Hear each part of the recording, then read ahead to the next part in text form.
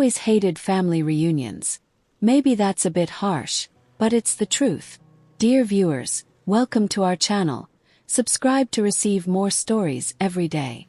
They were loud, over-decorated, and filled with people pretending their lives were perfect while judging everyone else's.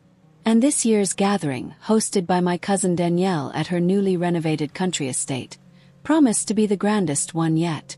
The theme was elegant intimacy, whatever that meant, and there was a live band, a menu prepared by a private chef, and waitstaff that made me feel like I had somehow stumbled into someone else's life. My name is Julia.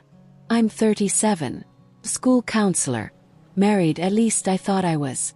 My husband Evan is charming, successful, and one of those men who knows how to wear a suit like it's part of his skin.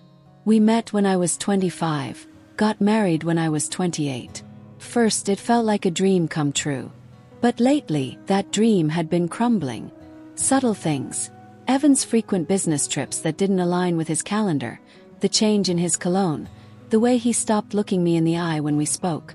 I'd even mentioned it once, half-joking, during dinner. If you're having an affair, Evan, at least make sure she's not allergic to peanuts.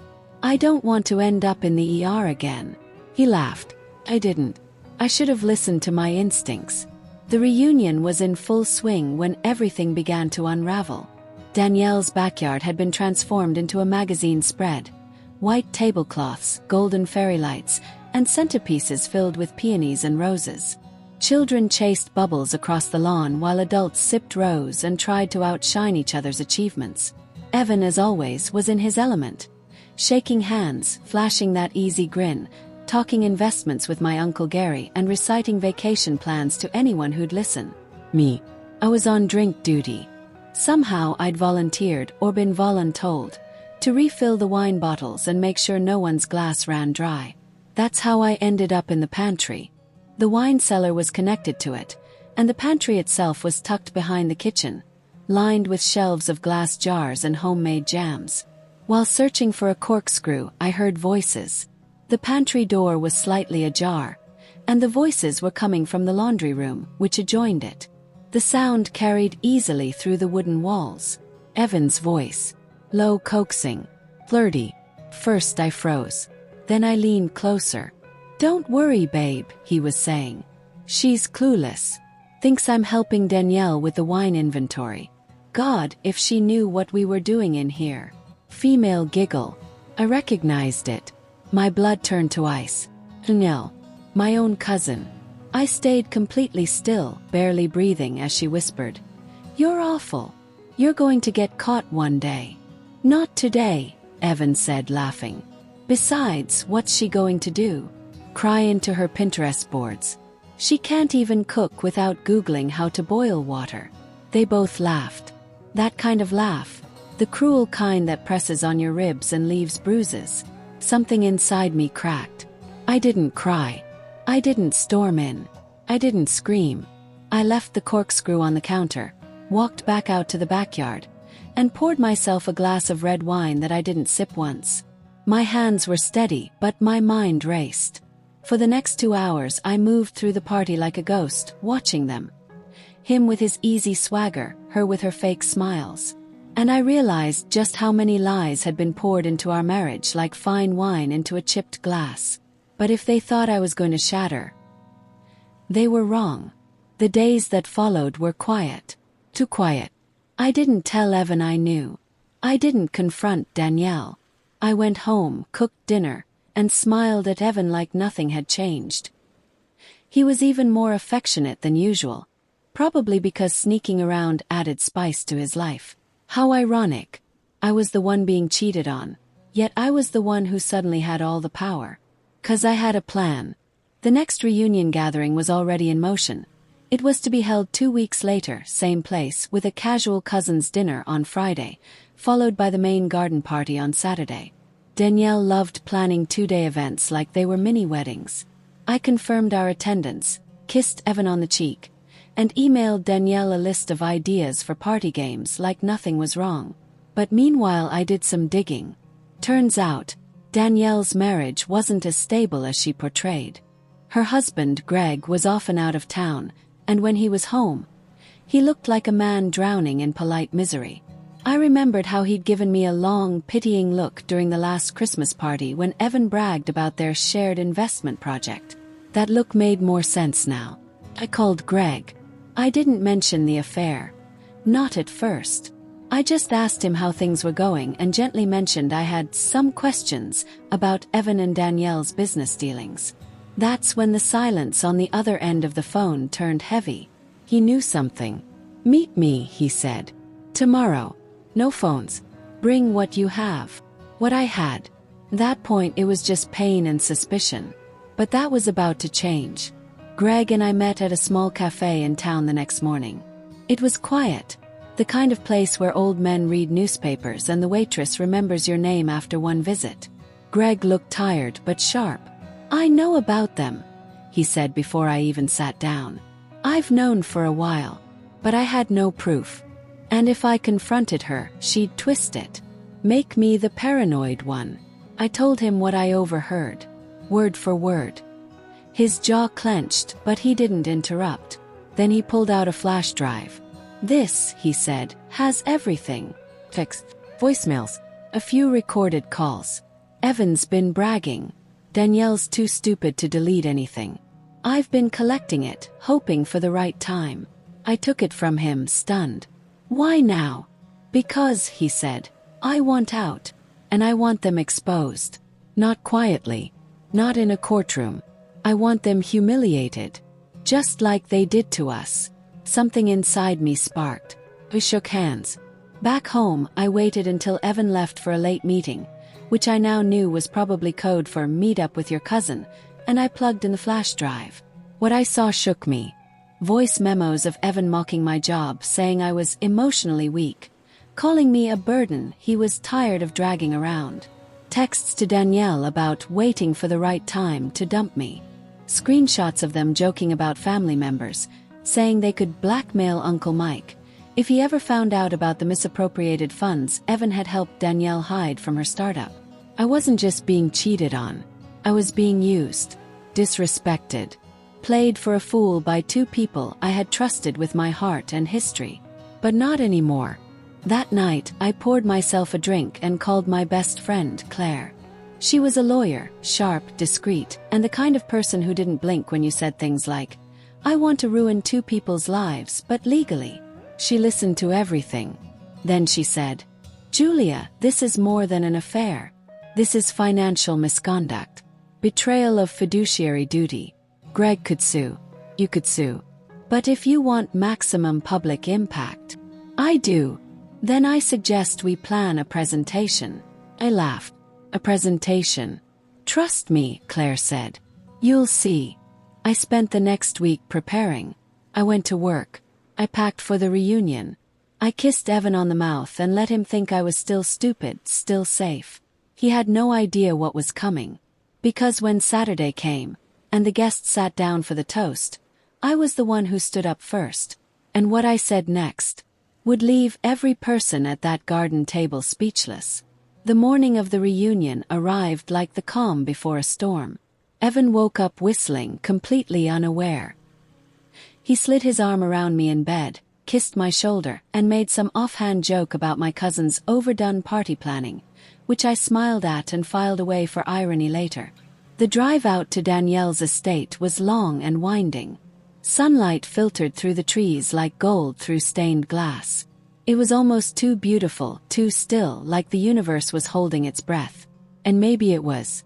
Danielle greeted us at the driveway with a practiced hug and a lavender-scented air kiss. Her makeup was flawless, her sundress chosen to show just enough skin without seeming provocative, at least not to everyone else. Evan's eyes flicked to her, and she gave the smallest smirk, like a schoolgirl passing a secret note in class. I said nothing. My heart thudded steadily, not from nerves, but anticipation. Greg was already there, helping arrange the outdoor seating. Our eyes met across the lawn. A single nod passed between us. Showtime. The family reunion brunch was, by all appearances, a Pinterest dream come to life. Charcuterie boards draped in ribbons of prosciutto and berries, crystal drink dispensers filled with mint-infused lemonade, personalized name cards. A jazz trio played near the koi pond, and children skipped in the background, completely unaware that everything around them was about to unravel. Evan mingled effortlessly, always the star. Danielle flitted from guest to guest like she was born to entertain. I stayed quiet, attentive, polishing the edges of my performance.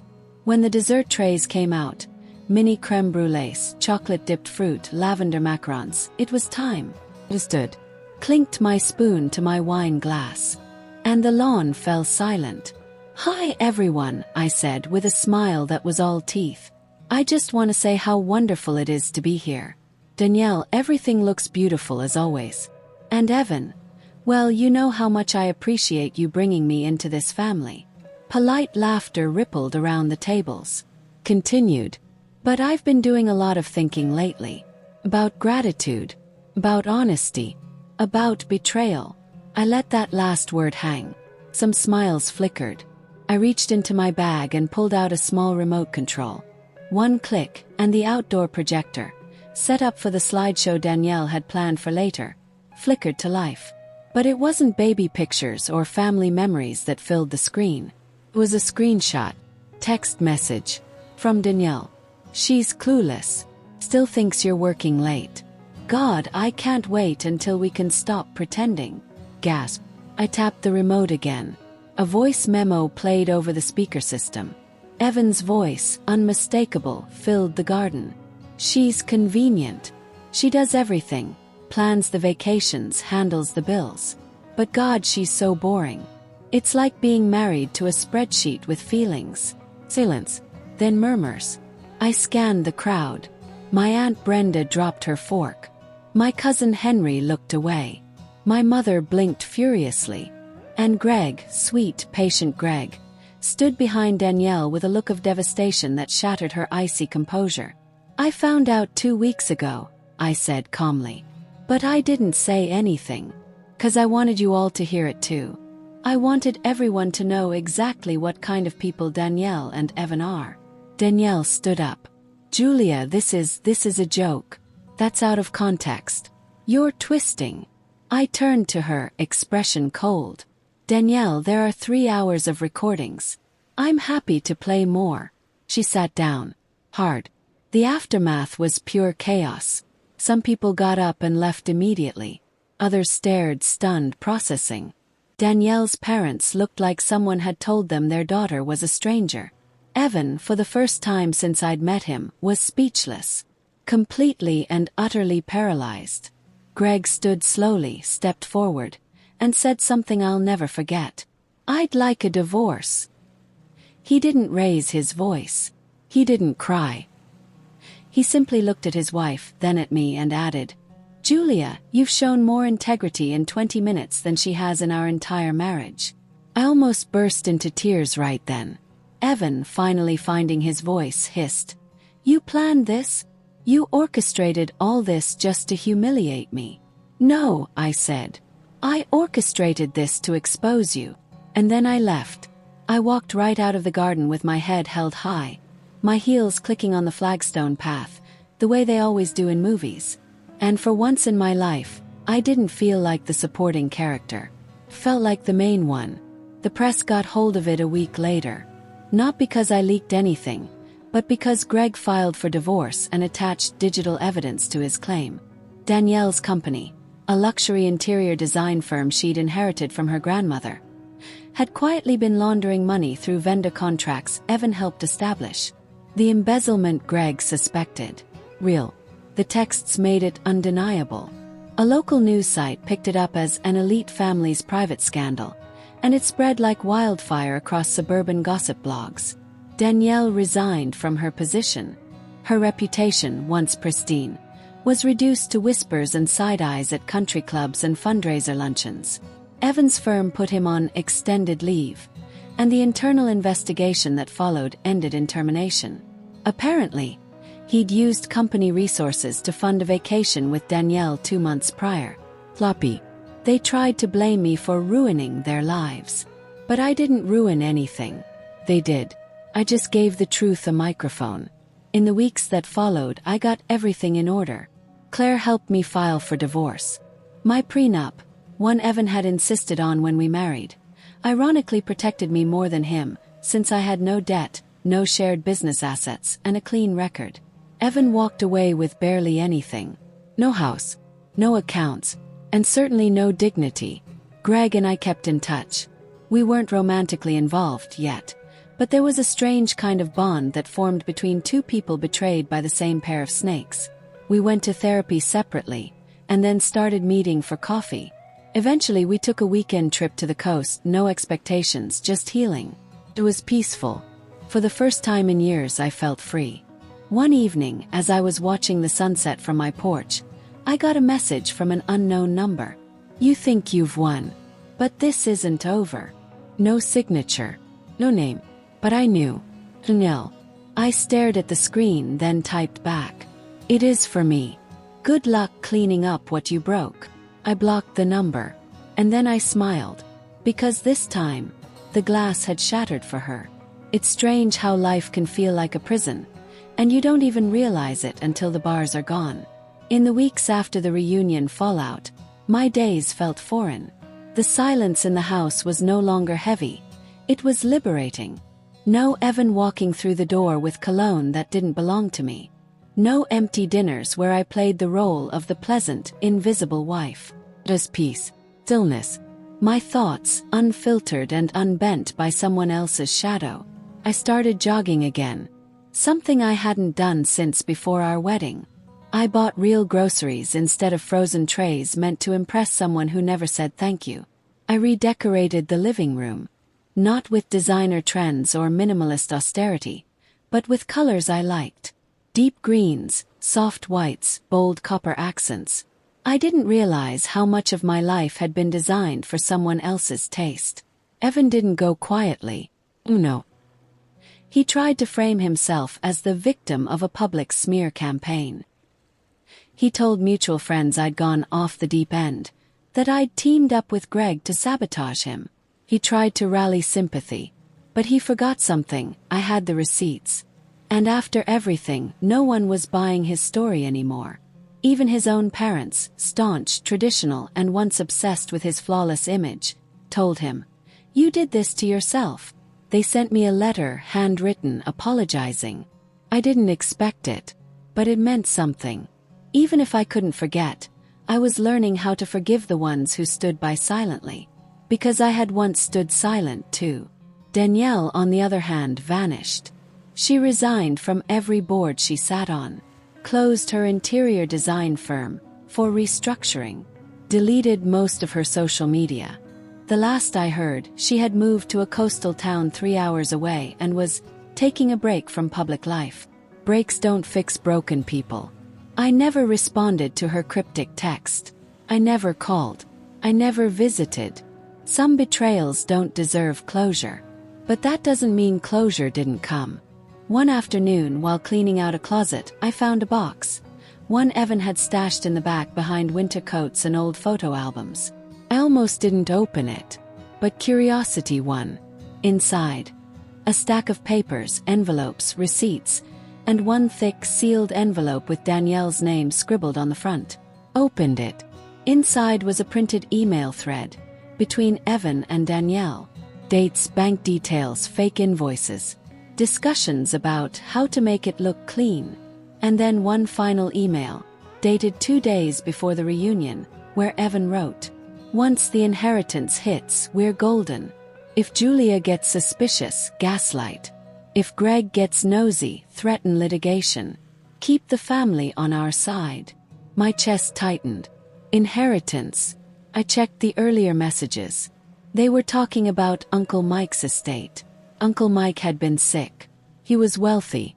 No kids, just nieces and nephews.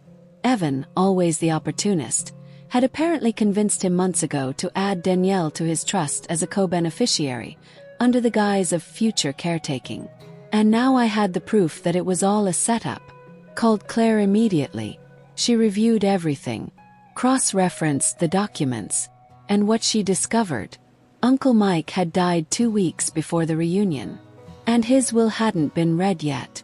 Danielle and Evan were planning to use their manipulation to inherit over $2.4 million. Together. But if the documents I had proved undue influence, the entire thing could be challenged. Greg and I discussed it. He said, "If you want to walk away, I'll understand. This could get ugly. Legal. Long." I looked at him. "They tried to take everything. I'm just making sure they don't get away with it."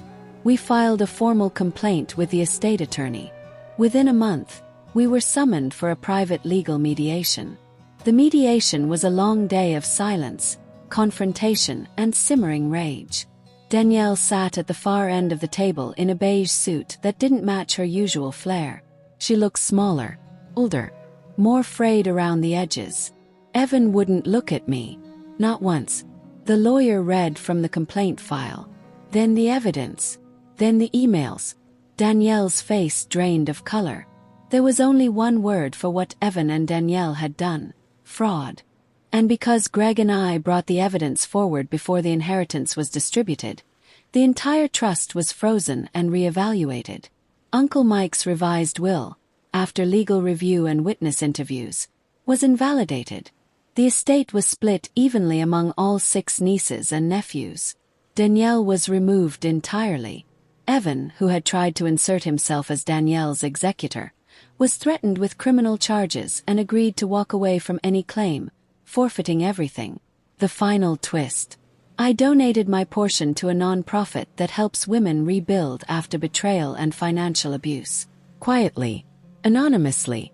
It wasn't about the money. It was about what I had reclaimed. My voice, my power, my story. Months passed. Greg and I kept seeing each other. Slowly, honestly. We weren't rushing anything. He was healing too. We both were. One night, while watching the fire pit spark under the stars, he handed me a wine glass. I laughed. He looked puzzled. "What's funny?" "This," I said, swirling the glass, "is how it all started." He paused, then smiled gently. "Then maybe it's also how something better begins." We toasted. Not to revenge. Not to them. But to ourselves. Peace. To the future. A year later, Danielle sent a handwritten letter. Not an apology. Not exactly. Just a short note that read, "I didn't realize how broken I was until I watched myself break you. I'm sorry for what I did. I know you don't owe me anything. But I needed you to know I'm trying to be better. Danielle." I read it once. Then I put it back in the envelope and tucked it into a drawer. Sometimes you don't need revenge, or rage, or even forgiveness. Sometimes you just need to move forward. And that's exactly what I did. Because the wine glass wasn't the only thing that shattered that day. It was the lie I'd been living. And when it broke, I finally saw myself clearly. Not broken, just reborn. Dear viewers, thank you for watching. If you like this story, please subscribe to our channel to receive more stories every day. Share with us what you think of this story and tell us where you're watching from.